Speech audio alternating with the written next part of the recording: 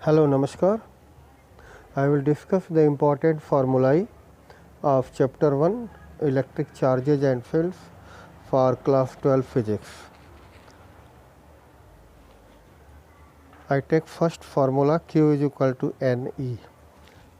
Here N is the number of electrons, N is an integer, and the N should be plus minus 1, comma plus minus 2, comma plus minus 3, and E is the charge on electron equal to 1.6 into 10 to the power minus 19 coulomb. Now second formula for Coulomb force or electric force, the force acting between two point and static charges separated by small distance r, and F in magnitude equal to 1 upon 4 pi epsilon naught mod q1 mod q2 by r square.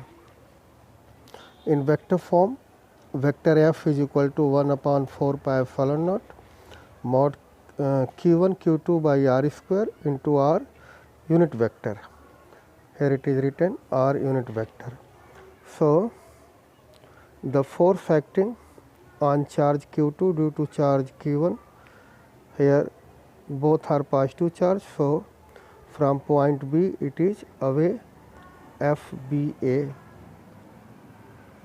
and along the line joining the center of two charges. Likewise, force acting at charge q1 at point A due to charge q2 at point B, here its direction is away from point A, and the line joining the center of two charges. So towards BA FAB force, and towards AB from A to B away from point B FBA. So these two forces are repulsive force. Now formula number 3, for more than two charges, if more than two charges are located, say for example there is a square and a square side is suppose A, and here is the charge Q, here is charge minus Q, here is charge Q, and here is also charge Q. So the force at point say A, net force, to be found out. Then by using the formula,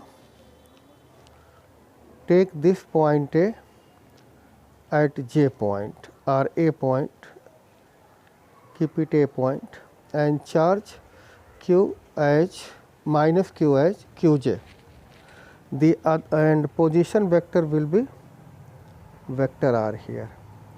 For other charges, if you take here point D, point C and point B, so other charges, like if you take charge at D, so if it is Q1, so write down here Q1 is equal to Q, and position for this one will be R1, vector R1. Similarly, for this charge at C, so you can put here Q2 is equal to Q, and position for this is equal to R2. For this charge at B, put here Q3, and Q3 is equal to Q, and take axis as x-axis and y-axis. So first take the coordinate vector r, vector r1, vector r2, and for vector r3. So here the coordinate for r1 is 0 comma a, coordinate for r2 is 0 comma 0, and coordinate for R3 is a comma 0. A is the side of this square, and convert it into vector like vector r minus r1, vector r minus r2, vector r minus r3 and vector r, yes, and take the magnitude of mod vector r minus r1, vector r minus r2, vector r minus r3 and put the values in the formula like fj. Here in the shown example, j point is at a, so vector fa is equal to qj and charge is there minus q, so in place of qj put minus q upon 4 pi epsilon naught,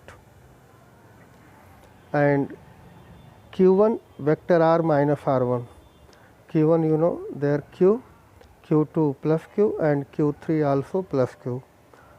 So after finding out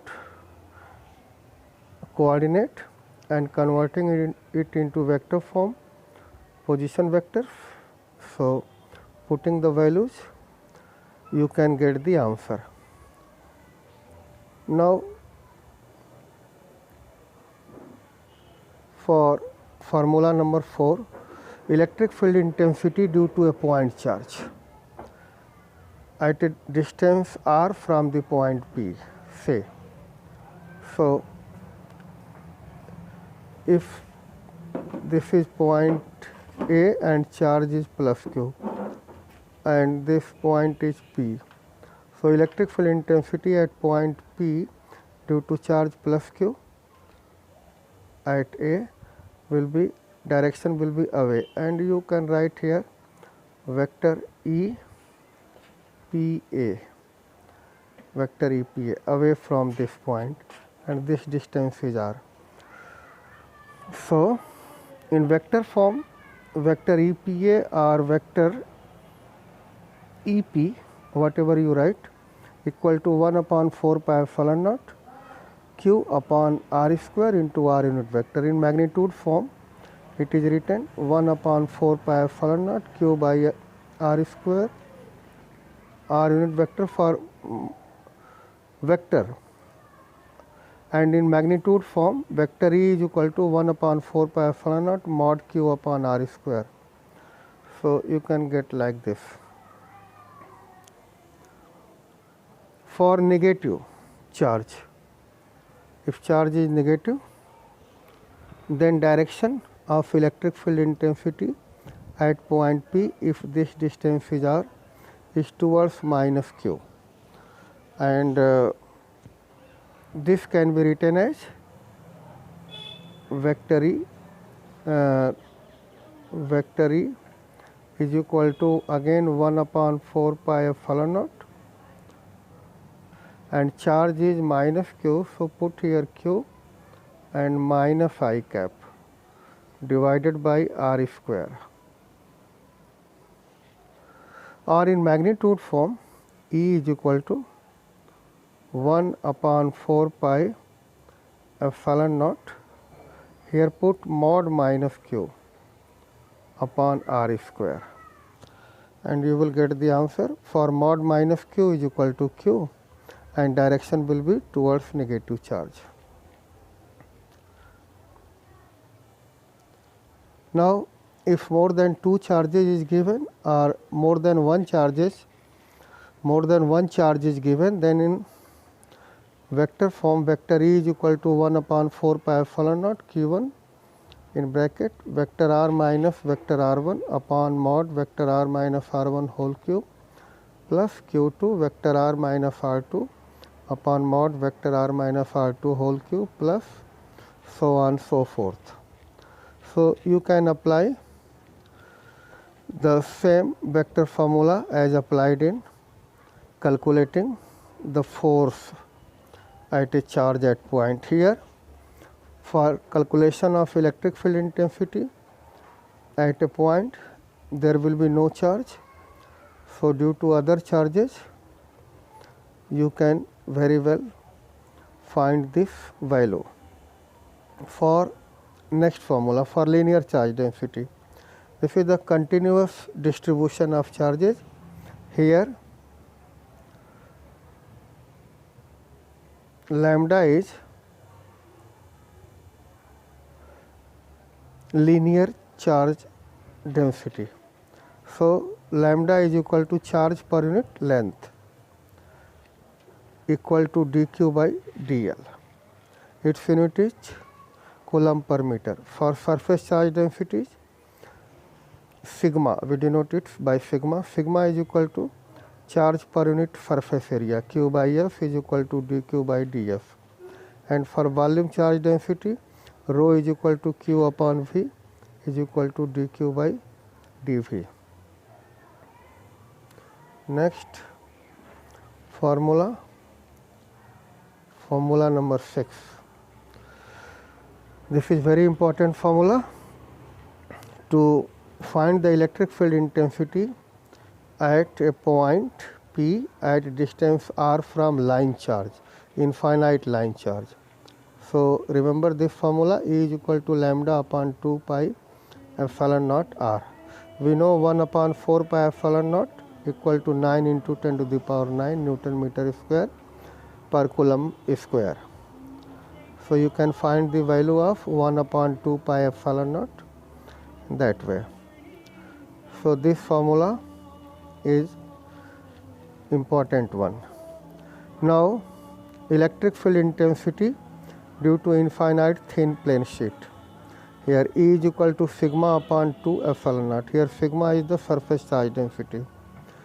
Say charge q is distributed uniformly on the surface of the plane sheet. So you can apply this one formula. Next, formula number 8.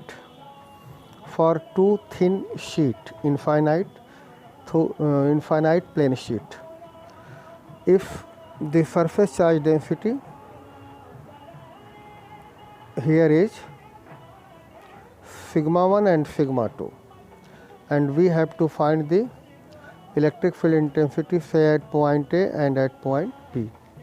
So in vector form you can write vector EA is equal to sigma 1 minus sigma 2 upon 2 epsilon naught I cap, because the direction is direction of electric field direction at point A due to plate 1 is away, because no sign is given, so we consider positive surface charge density, so away from A. And due to plate 2 it is away also towards plate 1. So EA is equal to sigma 1 minus sigma 2 upon 2 epsilon naught. Now say sigma 1 is equal to sigma and sigma 2 is equal to minus sigma. So in between two plate 1 and 2, the electric field intensity will be sigma upon epsilon naught, 2 sigma upon 2 epsilon naught. So 2 and 2 cancelled, so sigma upon epsilon naught I cap, and outside plate 1 and plate 2 it will be 0. Now for electric field intensity due to spherical shell, inside the conductor no charge, so electric field intensity EIN, here written EIN. So EIN is equal to 0, and at surface sigma upon epsilon naught is equal to 1 upon 4 pi epsilon naught q by r square. Outside at point R 1 upon 4 pi epsilon naught q by r square. And here is a graph between electric field intensity and R. So E inversely proportional to r square, rectangular hyperbola. At r is equal to r, E is equal to sigma upon epsilon naught, and at center or within the spherical shell of radius r, the electric field is 0. So this is also one of the most important formulae. Next one, formula number 10. Electric field intensity at axial position due to dipole. 1 upon 4 pi epsilon naught 2p by r cube. In vector form, EXCL is equal to 1 upon 4 pi epsilon naught 2p upon r cube I cap. Here p is the electric dipole moment and p value is q into 2l r unit vector or q into 2l I cap. If r is very greater than l, if r is very greater than l, so this formula is also very much important. At equatorial position, 1 upon 4 pi epsilon naught p upon r cube, and E equatorial EEQ means E equatorial or broadside in vector form 1 upon 4 pi epsilon naught p upon r cube in bracket minus I cap here. So this is also important. Here it is made the diagram. O is the center of dipole. AB minus q charge is kept at point A and plus q at point B. And at point P is the axial position. So axial position point P. So E net, there you have seen 1 upon 4 pi epsilon naught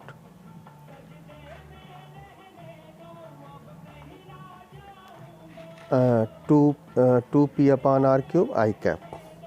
And at equatorial position, E net is opposite to the direction of electric dipole moment, but in axial position it is in the same direction. And you know the relation E axial upon equatorial is equal to 2:1. So also remember this one formula. And torque due to dipole, tau is equal to Pe sin theta, or vector tau is equal to vector P cross vector E. So this formula is also very much useful in stable equilibrium position and unstable equilibrium position. You know already in a stable equilibrium position theta is equal to 0 degree, and in unstable equilibrium position theta is equal to 180 degree. So in stable equilibrium position theta is equal to 0 degree. So torque will be, so torque tau will be 0. In unstable equilibrium position theta is equal to 180 degree. So torque again will be 0, because sin 0 is equal to 0, sin 180 degree is equal to 0, and torque will be maximum when theta is equal to 90 degree. In that case tau is equal to Pe.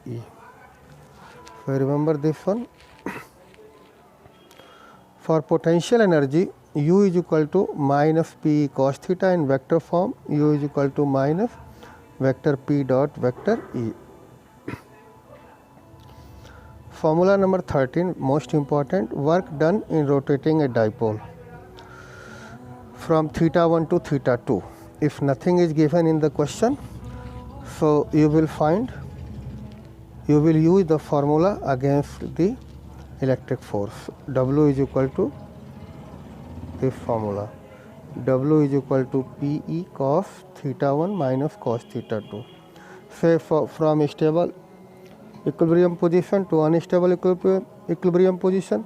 For stable equilibrium position theta 1 will be 0 degree, and for unstable equilibrium position theta 2 will be 180 degree. So W will be 2 Pe. And if it is asked, calculate the work done to rotate the dipole from theta 1 to theta 2 by the force, then you can apply this one. But generally this formula is very much useful. It is applied because it is asked in question, find the work done to rotate a dipole from stable to unstable, or from unstable to stable equilibrium position, or from 0 degree to 60 degree. Then this formula is very much useful. W is equal to P cos theta 1 minus cos theta 2. Here is the diagram, and here the angle is taken from P to E, vector P to E. This is theta. So from right hand rule, torque will be downward if electric field is in this direction, and dipole moment, electric dipole moment is in this direction. Then from P to E, theta will be in anti-clockwise and torque will be acting upward.